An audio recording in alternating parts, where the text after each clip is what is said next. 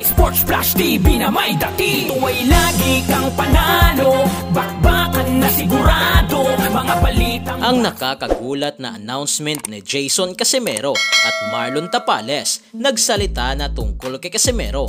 Pag-usapan natin yan mga ka-flash. Pero bago ang lahat, huwag kakalimutang i-like, mag-subscribe at hit ang notification bell para updated ka sa mga bidyong katulad nito.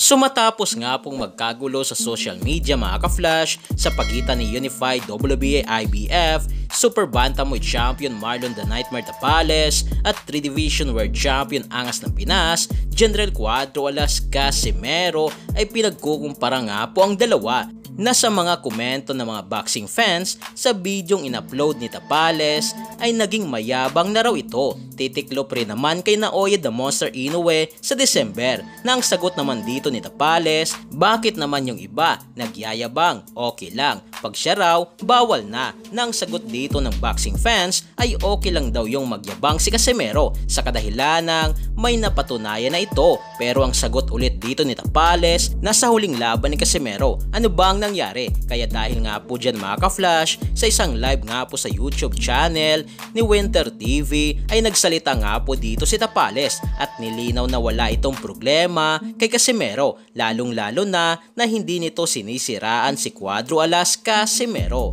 Paliwanag pa ni Marlon Tapales na pareho nga daw silang Pinoy at dapat hindi raw sila pinagkukumpara. Habang dito naman mga ka-flash, patungkol sa sinabi mismo ng promoter ni General Casimero na si Masayoke Eto ng Treasure Boxing Promotion na kailangan nilang makahanap ng magaling na trainer at kailangan sa susunod nitong training ay dapat ganapin na sa Amerika, ay bumanat nga po ngayon si Jason Casimero at sinabing siya na nga raw ang magpro-promote ng labang Casimero versus Ogoni rematch na gaganapin dito sa Pilipinas sa Okada, Manila sa Pebrero.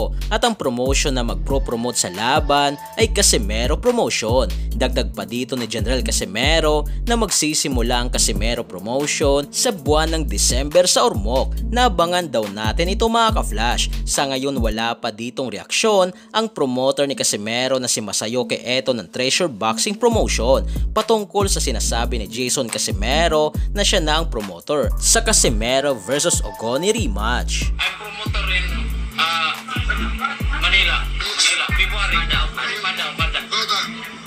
Casimero, Ogoni, and Okada. Okay?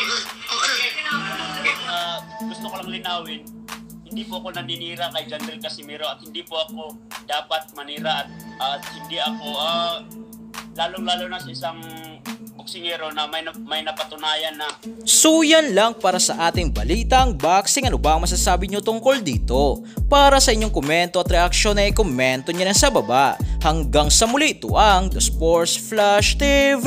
Sports Flash TV na may dati. Ito ay lagi kang panalo, bakbakan na sigurado, mga balitang boxing. Dito laging bago, balitang boxing, laban na kasado.